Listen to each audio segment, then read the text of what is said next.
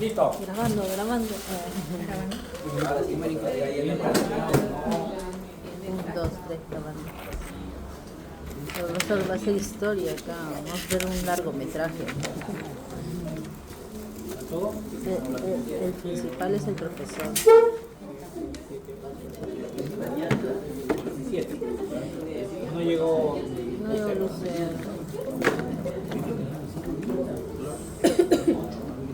La otra semana es la definitoria. La otra semana que jalen el examen se va a retirar con la ¿Tú O sea, crees? quienes están mal y siguen jalando se van a retirar. No, yo sí estoy estudiando bien. Estoy hablando de los demás. Ah, Nosotros tenemos que sacar mínimo 15 para mantener la beca. la beca. ¿Qué te haces de beneficio? ¿Sí, Boris? Yo no, estoy bien. ¿Cómo eres, José? ¿Cómo hablas tú, no? Sí, yo le voy a escribir por WhatsApp, tengo su número. A él mismo. Esa sonrisa que tienes te la voy a borrar. Te la voy a borrar.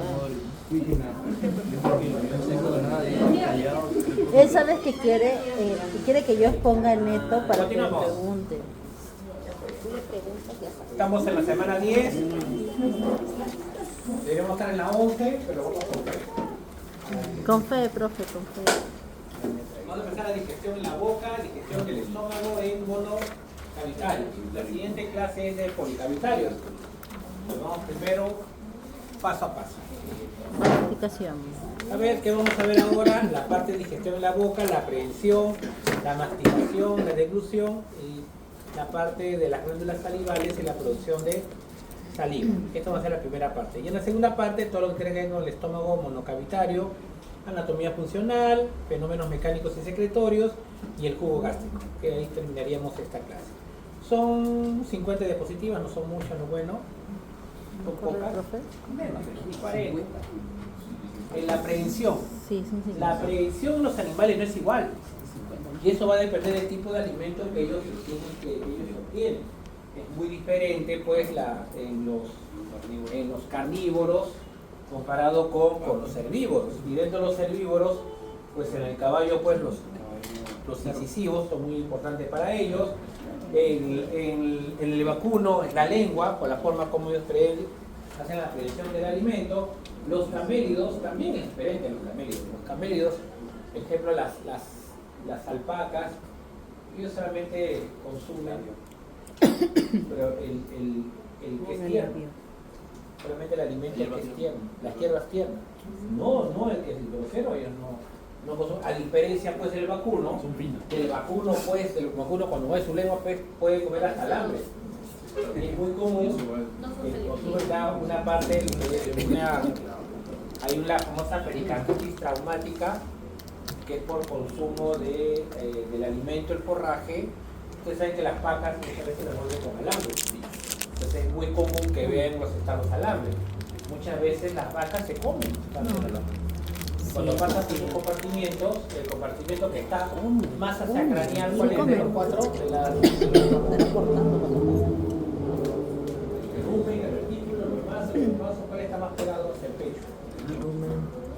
No, el rumen no se hace, o más tampoco. Hay 4 alternativas y 2 todavía no. Por eso fallamos en el examen. El retículo, profesor. Y le da 4 alternativas y a la cuarta. Yo sé que lo hacen a propósito, yo sé que no lo hacen. ¿Y por qué es importante? Cuando ese alimento llega, cuando pasa del rumen, el rumen que ustedes pueden la cosa lijar y se puede pues, cuantificar el número de movimientos ruminales. Es el que tiene más volumen de todos, es el rumen. El retículo está en la parte anterior. Entonces, cuando consumen ese alimento grosero, que no puede discernir muy fácilmente, esos alambres, esos clavos, los clavos también, atraviesan el retículo. Y al atravesar el retículo, ¿con qué órgano de la cavidad torácica creen que se une? Con el corazón. Es una retículo peritonitis. Retículo peritonitis. Entonces, muchas veces lo van a ver ustedes cuando vean la parte ya de medicina, en la parte de rumiantes, vamos a ver la retículo peritonitis. ¿Qué pasa con el pericardio? Pues el pericardio se inflama, no se rompe, se inflama, comienza a tener más un exudado que está dentro del pericardio. Entonces, en vez de ser líquido pericárdico, se vuelve un exudado que es mucho mayor volumen, y el corazón se podrá expandir con facilidad. El corazón insuficiente puede volverse. No tiene nada que ver con una noxa sobre el corazón, algo digestivo que altera la parte cardíaca. Porque no tiene nada que ver, no pasó que tragó, no hubo pues una degeneración de las cuerdas tendinosas, no hubo una septicemia que haga de que hay una degeneración valvular, nada. Si no vean como algo externo puede alterar en los rumiantes, en este caso en el bovino, por el retículo que está muy pegado al corazón. Entonces, los carnívoros, pues definitivamente, pues ellos no necesitan tener los incisivos ni nada por el estilo, por el tipo de alimentación que ellos consumen. Y la masticación, pues el principal músculo es el músculo macetero. El músculo macetero es el principal músculo y va a depender del tipo de... ¿Quién tendría que tener más desarrollado? Pues miren también, los herbívoros hacen mucho mayor masticación que los carnívoros, definitivamente. Porque el alimento de los herbívoros tiene que estar contra masticado. Para que el alimento que pase del esófago al primer compartimiento, que es el rumen, sea un alimento que tenga mucha saliva o poca saliva. Mucha saliva. ¿Y alimento muy grosero o no muy grosero? Ya no muy grosero, o sea, recuerda, porque mastica bastante en ellos. ¿Eso determina la fuerza de la mordida también? Si tiene, no, es más que todo el ángulo del cigomático. En este caso los carnívoros, pues definitivamente sí tienen que tener un mayor momento, un mayor torque. ¿Para qué? Para que pueda, pues muchas especies, recuerden, pues una sola predicción adecuada, pues pueda capturar a su presa. En ese caso. Y acá viene la deglución. ¿La deglución es refleja o no es refleja la deglución? Sí. Ahorita me dio la gana de deglución. Entonces tiene una parte voluntaria y una parte involuntaria. ¿De acuerdo? La voluntaria es porque yo decido en qué momento voy a hacer la deglución, ¿sí o no? Si como un alimento una carne muy grande, no está masticando muchas veces. Yo decido en qué momento empiezo la deglución. Pues si no empiezo a deglutir en la mitad, cuando está en mi casa, pues sí, ya deténlo. Puedes decir, no, aguántate un ratito, espérate el otro. Ya no, una vez que se inicia de una fase voluntaria sobre una fase involuntaria. Ahí sí cambia. ¿De acuerdo? Pero tiene dos partes. Entonces, tiene una parte voluntaria, que es la fase oral, la cavidad oral, y una fase involuntaria cuando llega a donde? A la faringe y pasa al esófago. ¿Hay un centro de deglución? Sí, hay un centro de deglución en el tronco cefálico. Como hay un centro del hambre y en el hipotálamo, que hay un centro de deglución, un centro respiratorio y un centro respiratorio que también está en el tronco cefálico. Hay un centro cardiovascular que también está ¿dónde? En el tronco encefálico. ¿De acuerdo? Eso sí hay. Recordar que el centro del hambre es saciedad, o sea, el tener hambre o no tener hambre, también hay niveles, pero eso no está en el tronco cefálico. Entonces se encuentra a nivel del hipotálamo. En el hipotálamo está el centro del hambre y el centro de la saciedad. Ahí está la grelina y todo lo que algunos a veces tienen más experiencia sobre esta parte.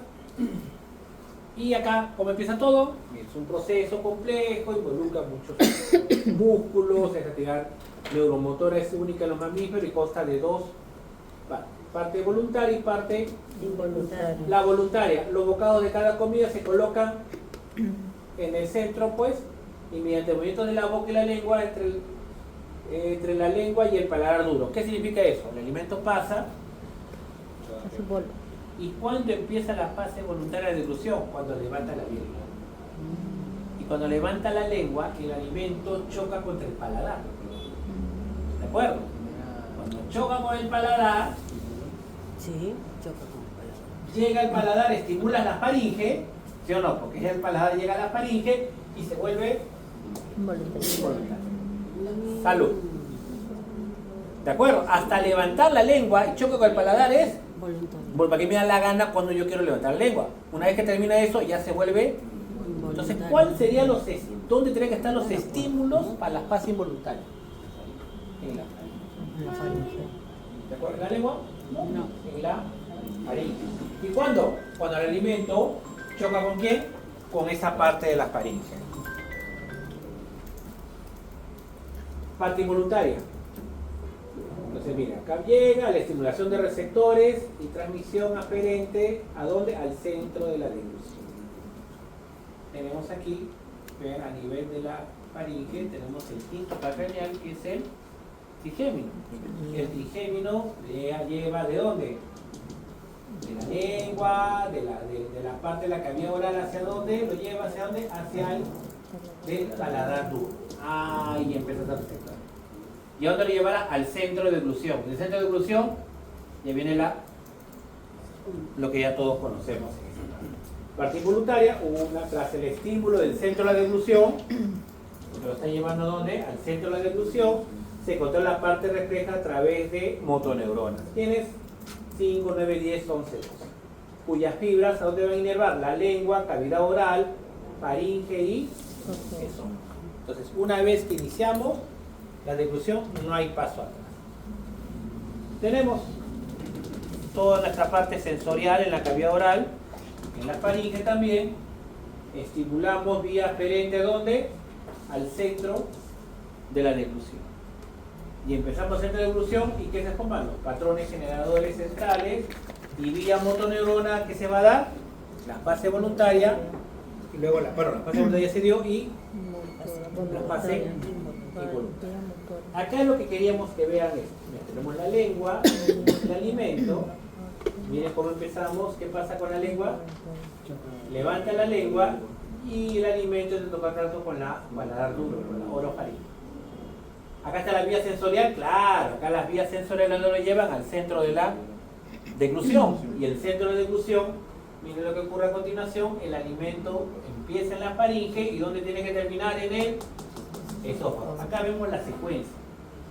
Empieza en la faringe y termina ¿dónde? Al final del esófago, ¿sí o no? Faringe, esófago, hasta llegar al cardio. ¿Y se forma una onda peristáltica o no? Sí. Esa onda peristáltica va de donde, desde craneal a caudal, en una sola dirección. ¿De acuerdo? En una sola dirección tenemos esa parte de la deglución. Este es metros de mercurio. Si ustedes chequean, dicen la mayoría de los mamíferos, tenemos igualito, musculatura circular interna, longitudinal externa. ¿No hay movimientos peristálticos? Sí va a haber movimientos peristálticos. ¿Qué es lo que vemos que inerva? Miren todo el esófago.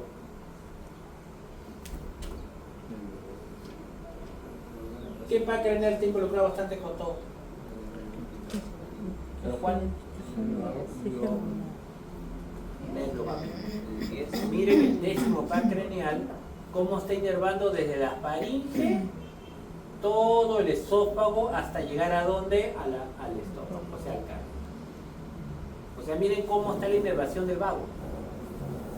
Muy íntimo contacto con quién, con la faringe y con el esófago. ¿Para qué?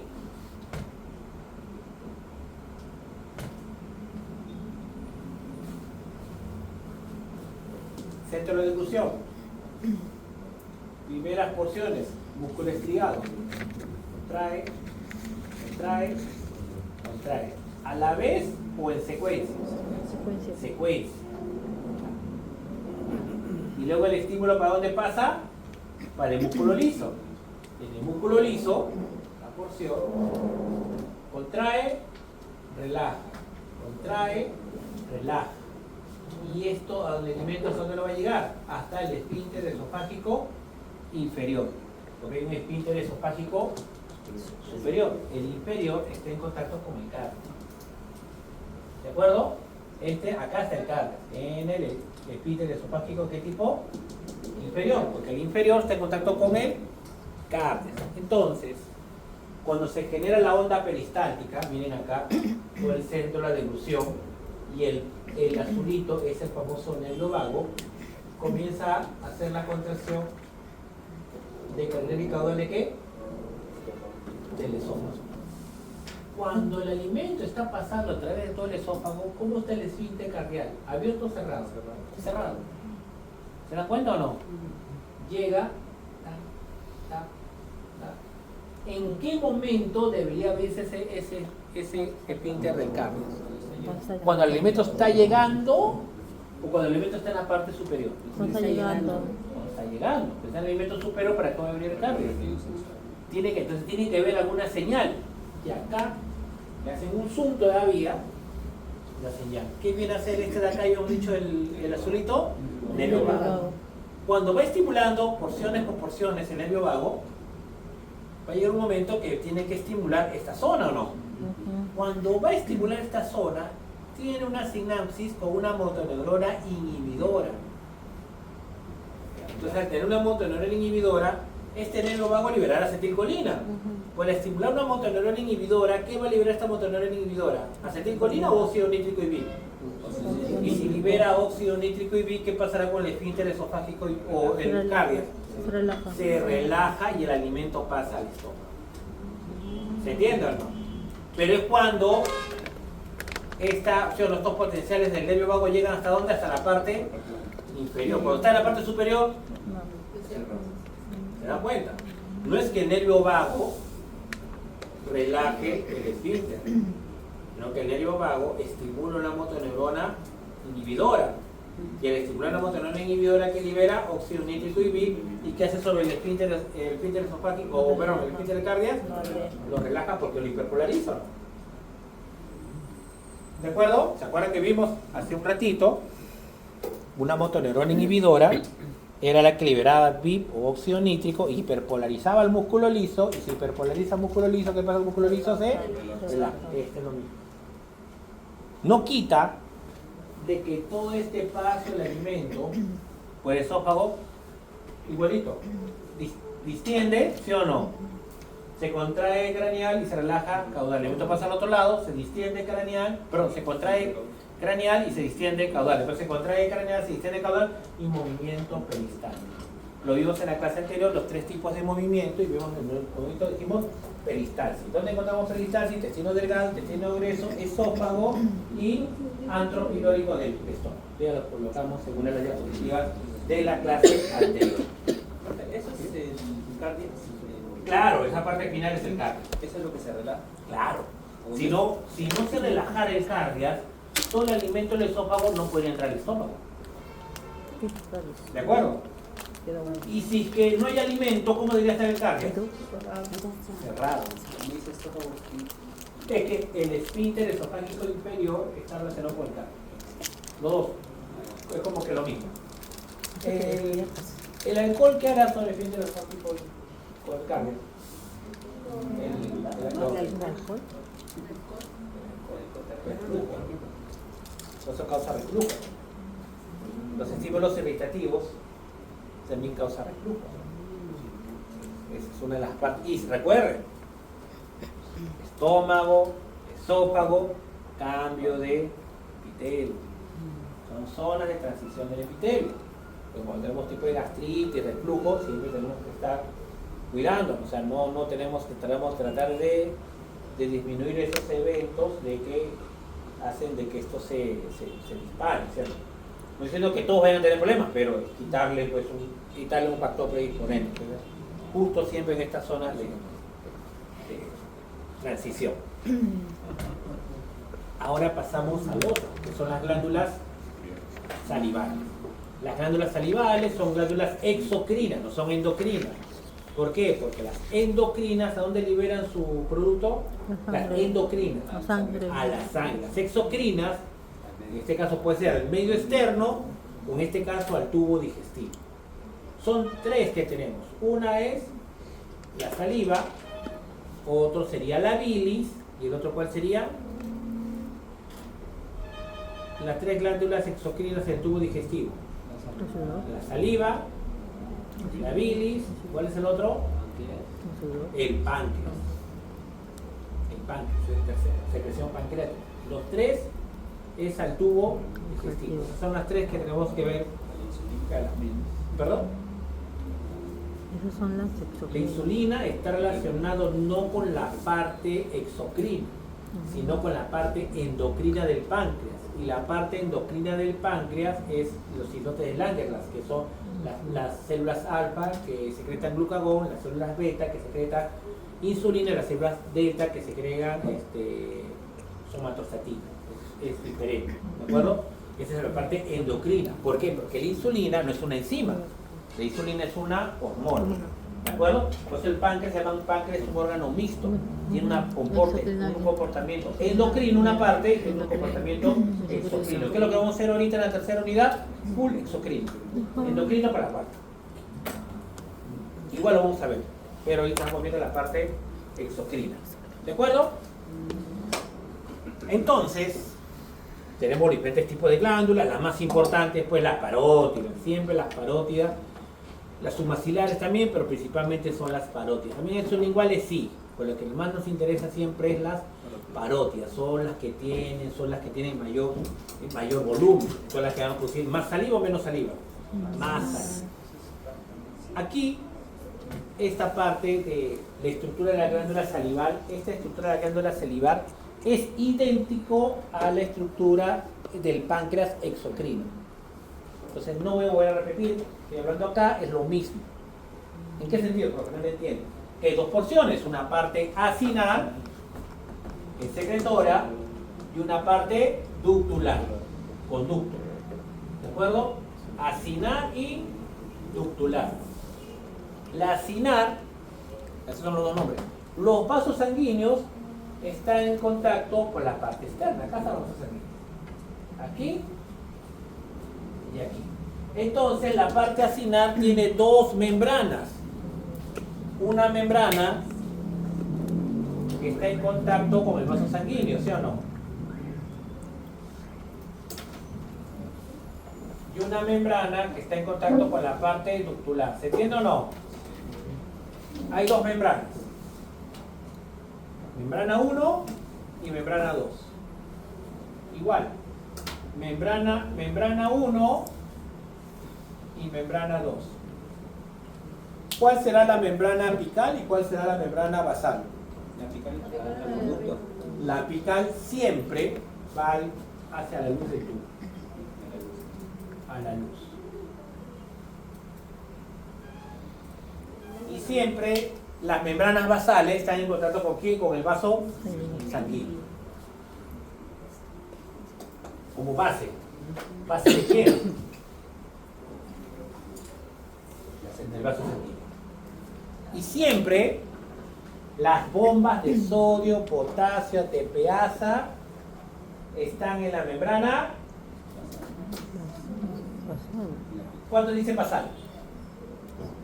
Levanta la mano. Uno. ¿Alguien más? Si esta es la basal, porque está. Hay transferencia. ¿Y dónde quieren que la bomba de sodio, potasio, ATPasa está en la membrana apical? Ah, apical. De nuevo, basal. No, Tú. Basal, dices tú. Basal tú también. 2, 3, 4. Apical. apical. 1, 2, 3, 4, 4, 4. Cuando saca la luz preferencia. Pero la basal no. La basal no Decide, se saca los basal o apical. capilares. Tú sabes que lo que digan no es la respuesta. Tú sabes bien que no es. ¿Cuál es? Basal. Libra no basal.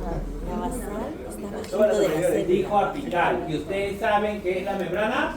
Basal, pues. El que está Siempre es lo que la mayoría no el que cree. está cerca de los vasos sanguíneos. La bomba de sodio, potasio, Están los vasos ATPasa sanguíneos. están siempre en contacto con las membranas basales, nunca con las membranas apicales.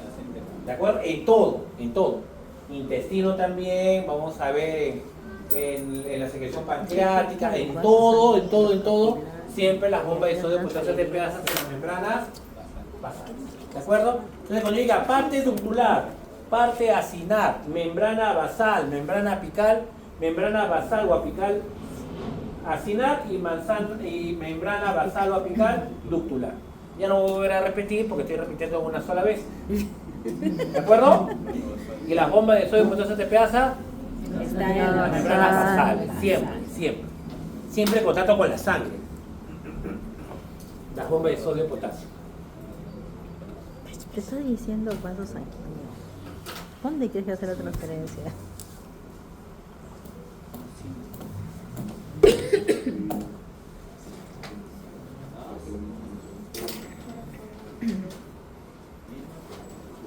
Ahora, ¿qué parte es? Asignar, ¿de acuerdo? Entonces la saliva se forma, tiene dos fases. Una fase, o el estado 1, que es la parte que se forma en la primera saliva. Entonces, la secreción de fluido. Y la parte 2 es en la parte ductular. Sí, ¿Encuentras? está grabando. Asignar, ductular. ¿Está bien? Asignar, ductular. ¿Cómo? Asignar. Así. Es así. Así, ¿no? Y retrocedemos aquí. Ahí está. La saliva, ¿dónde tendría que formarse? ¿Para dónde tendría que estar? Para internet. ¿Se han dado cuenta o no? Entonces, para formar la saliva, ¿qué necesitaría? Iones. Si tengo un negativo, ¿qué necesito? Positivo. Sodio. ¿Y sodio y cloro quién arrastran? El agua. Se forma la saliva. Sodio, cloro y agua. ¿De acuerdo? Porque El orden lo vemos ahorita. El agua pasa vía acuaporina. ¿De acuerdo? Los iones van a ser por transportadores. ¿Cómo creen que ocurra? Se secretan primero los iones y esta arrastra el agua, o el agua se secreta y esta arrastra los iones. No, el primero. Opción uno. La 1. Opción 1, secreto iones y esta arrastra agua, Sí. o secreto agua y esta arrastra iones. No, la ¿Uno primera. o dos? Uno, ¿quién dice? Uno. Así del 1. 1, 2, 3, 4, 5, 6, 7, 8, 9, 10, 11. Y ustedes saben cuando la mayoría dice... Ay, profesor. Ay, Ya el agua Ay, arrastra. porque recuerden que el agua es todo como si transporte pasivo. Ajá, claro. Primero tienen que moverse los iones que el agua por arrastre. Como soluciones hipertónicas y hipotónicas, ¿sí o no? Cuando hay diferencia de concentración, muchas veces el agua arrastra. Urea ingresaba y ¿a quién arrastra? Al agua. ¿Se entiende? Siempre acuaporina es transporte pasivo, discusión facilitada. ¿Ya ven? ¿Ven que sí, todo Ahí, sale ahí? todo Vamos viendo cuadra. que Todo y hay dos cuadra. tipos de secreción. Una secreción le llaman hidroláctica, cuando hay mucho electrolitos, y una secreción mucosa, donde hay mucho producción de mucus. ¿De acuerdo? Hay diferentes tipos de secreciones, sí, hay los dos tipos de secreciones. Y una vez que se forma Claro. esta primera saliva, en el estado 1, en la parte 1, llega a la parte ductular agua con iones. ¿Qué es lo que ocurre en esta segunda parte? Hay reabsorción de ¿qué? De sodio y cloro y secreción de potasio con bicarbonato. O sea, bicarbonato, no enzima, bicarbonato. ¿De acuerdo? Recupero 2 iones y ¿qué pasa? Secreto 2 iones. ¿Cuál principalmente me importa? Bicarbonato.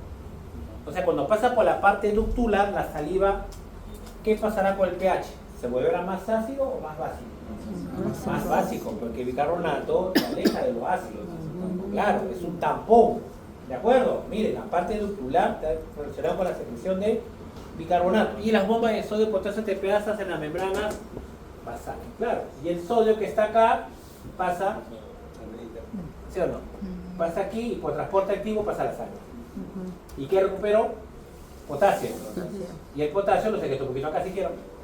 Y luego que entra, sale un positivo con un negativo que es bicarbonato. Y acá hay uno que le llaman de todo y este sodio ingresa por este EANC, que le llaman canal epitelial de sodio. Vamos a ver el renal. Entonces, ENAC, canal epitelial de sodio. El otro que me interesa, acá tenemos un intercambiador bicarbonato-cloro, claro. Reabsorbo un negativo que es cloro y secreto un negativo que es bicarbonato. ¿Se dan cuenta? Y el otro, también se tiene un canal de cloro llamado canal CFTR.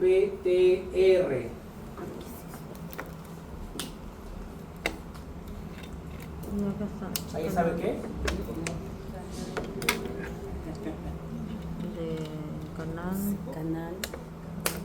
transportador. No hay fósforo ahí. ¿Qué es fósforo? Fósforo es Ahí PA. no hay fósforo. Fósforo es PA, no puede No, ser él dijo F. fósforo. No, pues. Pero nunca van a llegar allá, nunca allá, pues es un canal de transmembrana de fibrosis quística. Ay, profesor. En la punta de la lengua. ¿Sí? ¿Y cuál sería que tenga? Y a mí, ¿para qué me importa saber qué es el canal no rectificado, canal de transmembrana de fibrosis quística? Lo que dice que este canal, hay una enfermedad pulmonar llamada la fibrosis quística. La fibrosis quística muchas veces más en humanos, está reportado en humanos, en animales no sé si hay eso, y mueren los niños, están muy tempranos. Mueren lamentablemente. ¿Por qué? Porque su inmunidad innata está disminuida. ¿Qué es lo que hace? Eso lo explicamos, ¿se acuerdan? En la capa de moco se deshidrataba la capa de moco. Yo sí, lo he hecho con ustedes. ¿O no? ¿No se escucha la capa de moco? No. ¿No? ¿Seguro? No. Tenemos un pasado respiratorio. Se ¿Qué ha pasado? ¿Qué ciclo se ha pasado? No se preocupe. No escuchamos unos de aquí. Toda la vía respiratoria, nosotros, ¿para qué sirve el moco? Para Atrapar los tierra, bacterias y al final, ¿para qué? Ya ese moco ya, está acá en todo el sistema respiratorio, tengo mi moco ahí y se atrapa la tierra y las bacterias. ¿Qué tiene que pasar luego con eso? Tenemos que expulsarlo. ¿Cómo lo expulsamos? Tosiendo es una parte, ¿sí? De otra manera, no, pero el moco es una secreción. Pero con los estornudos, pero no todo el día estamos estornudando, ¿sí o no? Sí, entiendo, pero es una cuando nos ríe gripe. Pero es que aumenta la secreción, es otra cosa. Pero ¿cómo limpiamos todo ese moco? Respirando. Al final todo el moco queda en la cavidad acá y lo vamos eliminando, ¿sí o no? Pero ¿cómo? ¿Cómo llegó todo el moco ahí? No son necesarios los ejemplos. Por ejemplo, no hay necesidad de ser tan didáctico, ¿sí o no? Pero sí. ¿Pero cómo? ¿Se reabsorbe el moco? ¿Se lo comen? No. ¿Cómo? ¿Cómo es el epitelio del sistema respiratorio? Se llama epitelio Pseudo-estratificado, cilíndrico ciliado. ¿Ves? ¿Claro? Cilios. Los cilios, por si acaso, no hacen así. ¿Acaso? Los cilios hacen. Es el látigo. Hacen así. ¿Qué es eso? El moco tiene dos capas. Tiene una capa sol y una capa gel. ¿Dónde se pegoteará? ¿Dónde se pegarán los? ¿En la sol o en la gel? En la gel, pues. ¿Sí o no? En la gel tiene que pegarse. Es el que está en contacto con la luz. ¿De acuerdo? Se supone que acá está la otra parte igualito, ¿sí o no? Sol, gel y todas las partículas se pegan aquí. ¿De acuerdo? Y los cilios que están aquí, ¿sí o no? Los cilios, que lo vemos aquí, son como látigos. Se mueven para acá para que todas las partículas se vayan hacia afuera, ¿sí o no? Para que moquees ahí. Pero cuando tú haces el látigo, estás, ¿sí o no?, jalando para acá. Si yo retorno y retorno igual, ¿qué va a pasar? Todo lo que estoy arrastrando para acá, lo regreso. Es como si yo barriera así. ¿Se entiende? Pues yo quiero barrer solamente en una sola. Entonces, ¿qué hacemos nosotros cuando barremos? Barro y no hago así, sino levanto y vuelvo a barrer. ¿Se entiende la idea o no? Entonces, aquí hago lo mismo. Látigo para acá, pero cuando retorno por la parte sol. Y salgo por la parte G. Retorno por la parte sol y salgo por la parte G. Y lo que yo observo es que el moco va solamente en una sola dirección. ¿De acuerdo? Para que se produzca este moco en las vías respiratorias, tienen este canal CFTR. CFTR. Es un canal de cloro. Pero la dirección de este canal de cloro es que el cloro salga para acá. ¿Me entiendes? Y cuando el cloro es todo lo contrario de acá, acá todo el cloro lo estás recuperando, ¿cierto? Acá el cloro lo estás, en este que estás haciendo, secretando. Y el cloro, ¿a quién va a jalar? A un canal epitelial ¿de qué?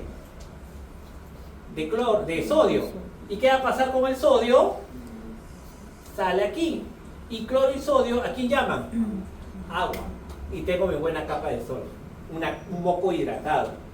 Un moco que es moco. Entonces los niños que tienen deficiencia o menor cantidad de los canales CTPR, significa que tienen menos canales de esto. Si tienen menos canales de ellos, va a haber menos cloro. Esa parte de la luz. Si hay menos cloro, va a haber menos sodio. Y si va a haber menos agua. Entonces, ¿quién se verá perjudicado? ¿La capa gel o la capa sol? La sol se hará más grande o más delgada. Entonces es un moco deshidratado. Es un moco que no tiene tanta capa sol. Y cuando lamentablemente hagas el látigo para aquí, no va a retornar por otro lado. Entonces, toda la carne de microorganismos no va a poder ser eliminada. Y más bien cada vez va a ascender mucho más, va a ir descendiendo cada vez a dónde? Al parénquima pulmonar. ¿Se entiende? Entonces más microorganismos allá a las partes internas de nuestro pulmón. Y lamentablemente la inmunidad innata que tenemos nosotros a nivel pulmonar es de que tenemos gran cantidad de macrófagos alveolares. Entonces, ¿qué es lo que va a hacer? Lo va a englobar. Y cuando lo engloba, lo va a querer fagocitar. Y como es tanto, no va a poder fagocitarlo. Entonces vienen las células epiteloides, se forman alrededor y forman como pequeños granulómeros, como tuberculosis. O sea, lo que no puedes eliminarlo, ¿qué hace el organismo? Lo engloba. ¿Y cómo termina todo el pulmón? Lleno de globitos.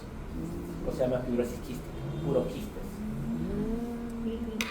Como como decir una tuberculosis. Y hacer todo eso te disminuye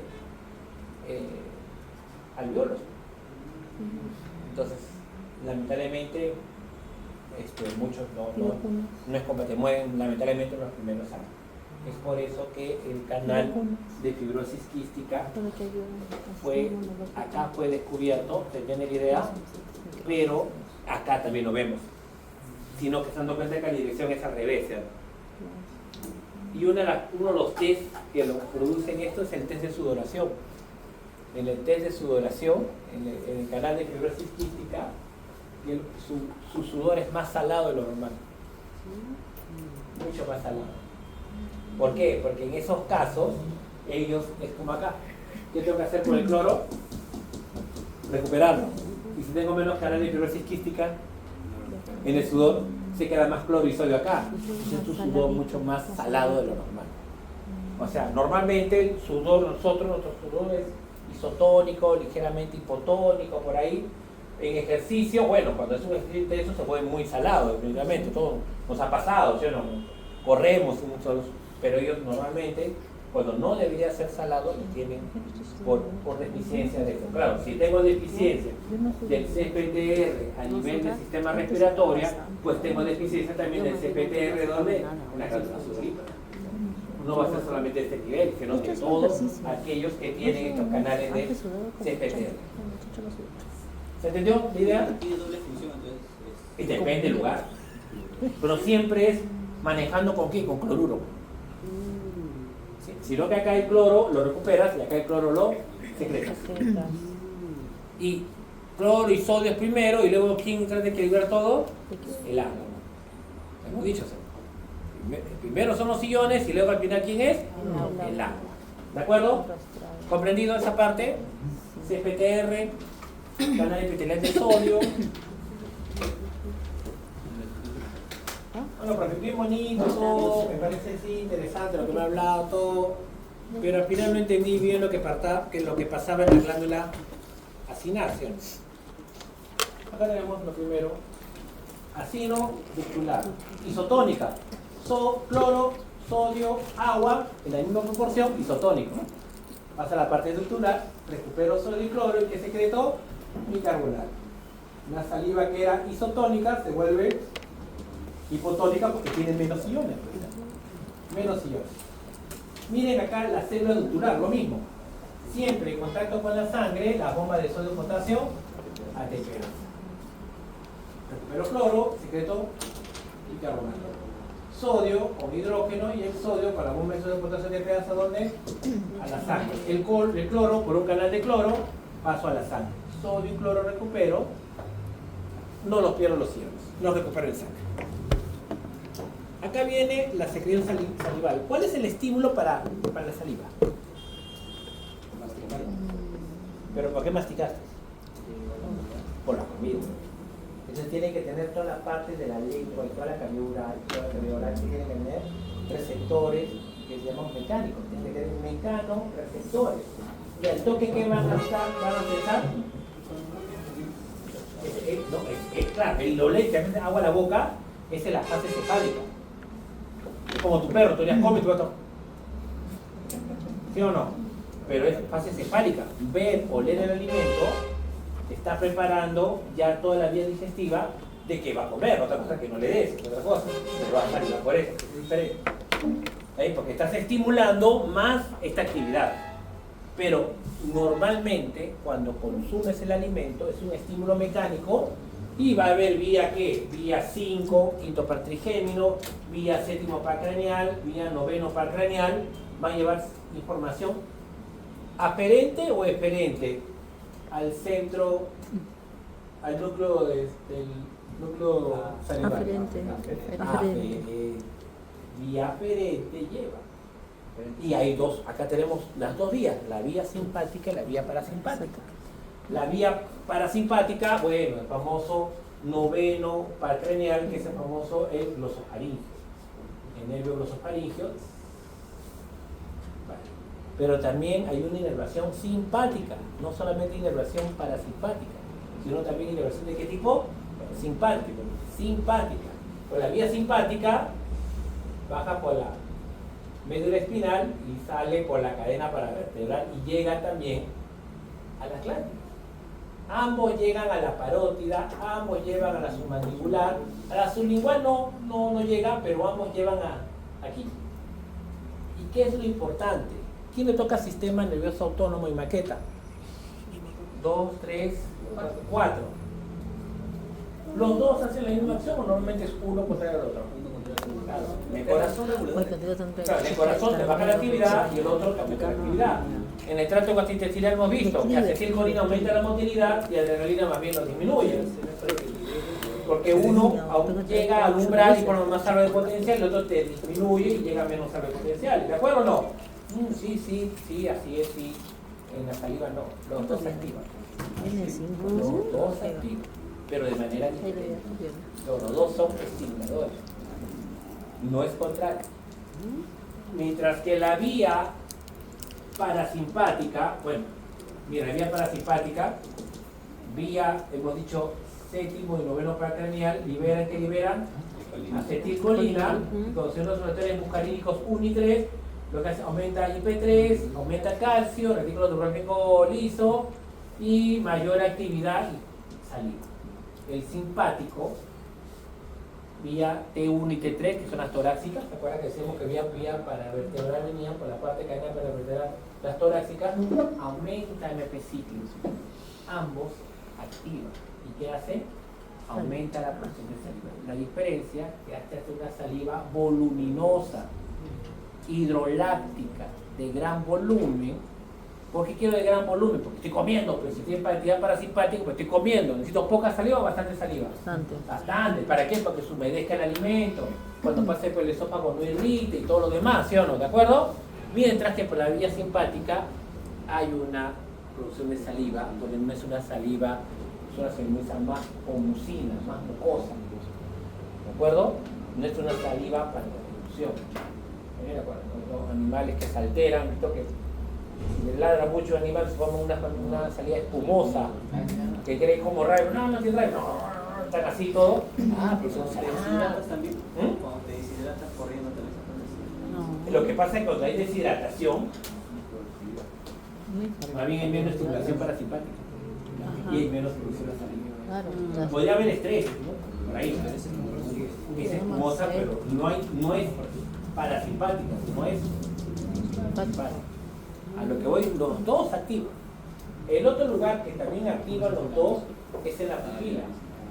la miosis, ¿La qué? no llamada miasis, porque ponen miasis, la miosis y la midriasis es dilatar y miosis es disminuir el calibre, no.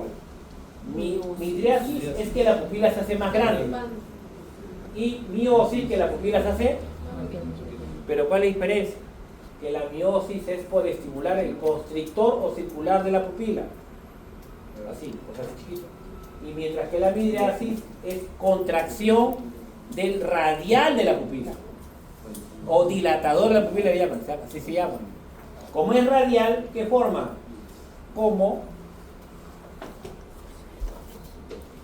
la pupila es así, más me demoro explicarlo, mejor así. Así y así es el radial.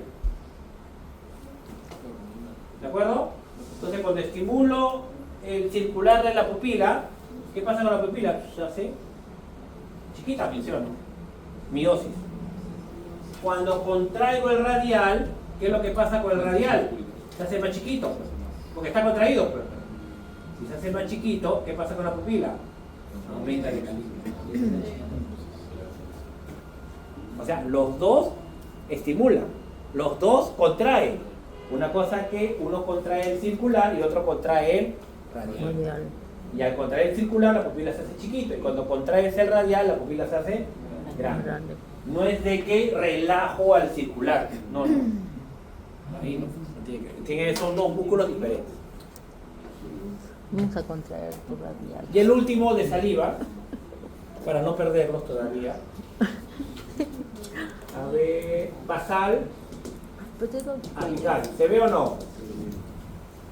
Parasimpático, hemos dicho M1 y M3, vía IP3, aumento de calcio y el otro vía MP5. ¿De acuerdo?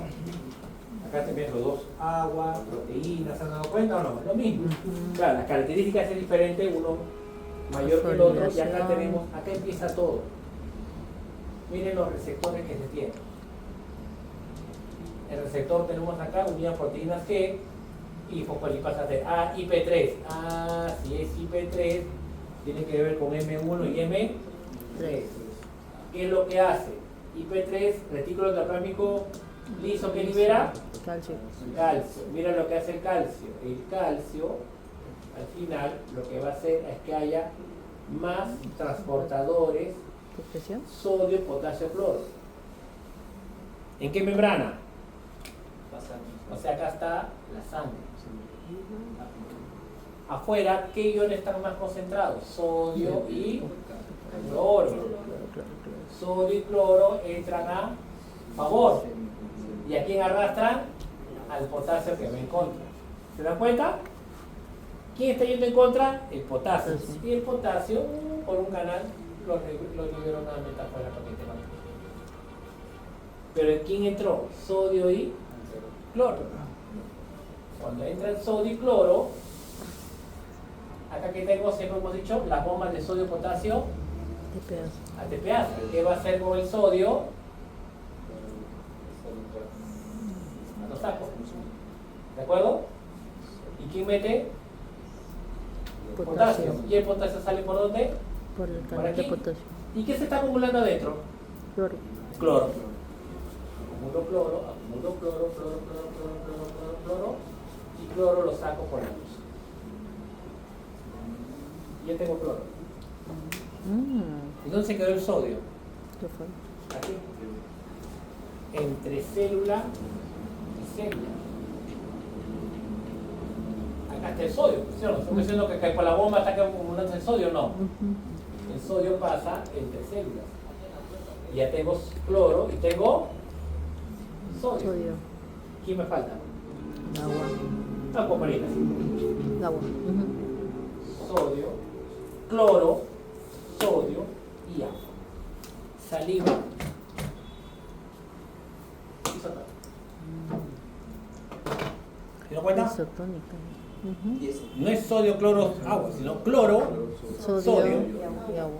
Por eso tengo que tener las bombas de sodio, potasio, ATPase, ¿dónde? En las membranas basales. Basales. No puedo tener las membranas apicales. No me sirven acá. Me sirven acá. Uno está acostumbrado a ver arriba el lumen y abajo, ¿sí o no? Es al revés. El dibujo está hecho así. ¿De acuerdo? ¿Conforme? Sí, Bien. listo. Falta uno más. Ya. Hemos visto ya aquí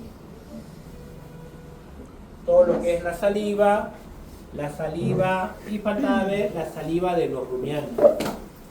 ¿Cuál es la diferencia de la saliva de los carnívoros, de los omnívoros con las de rumiantes? ¿Qué tiene esa saliva que no tenga la otra? Enzimas tiene más de los carnívoros, pero tiene su amilasa por ahí. Pero ¿cuál es la diferencia principal entre ambas salivas? Más mucosa. Bueno, principalmente miren el pH, a ver qué es el pH. Alcalina. Es un fluido fuertemente que vaporiza, es amortiguadora. Amortiguadora, Buffer, más o ¿no? menos amortiguadora, pero principalmente por la parótida que hemos dicho nosotros que es amortigua. ¿Cómo Buffer. podría amortiguar la saliva de los rumiantes? ¿Qué tendría que tener para que sea amortiguadora?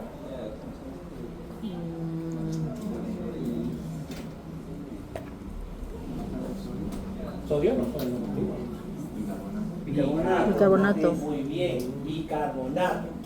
Y el bicarbonato, Ariana, ¿en qué parte de la producción de saliva lo veíamos? ¿En la primera fase acilar o en la segunda fase que era la ductular? La ductular. Correcto. Entonces tiene que tener un zoom sobre quién, sobre la parte ductular. Ductular. Esa parte ductular debe ser muy importante porque ahí va a recuperar más cloruro y que va a secretar gran cantidad en la saliva, bicarbonato. Bicarbonato. Esa es la diferencia. Su parte ductular.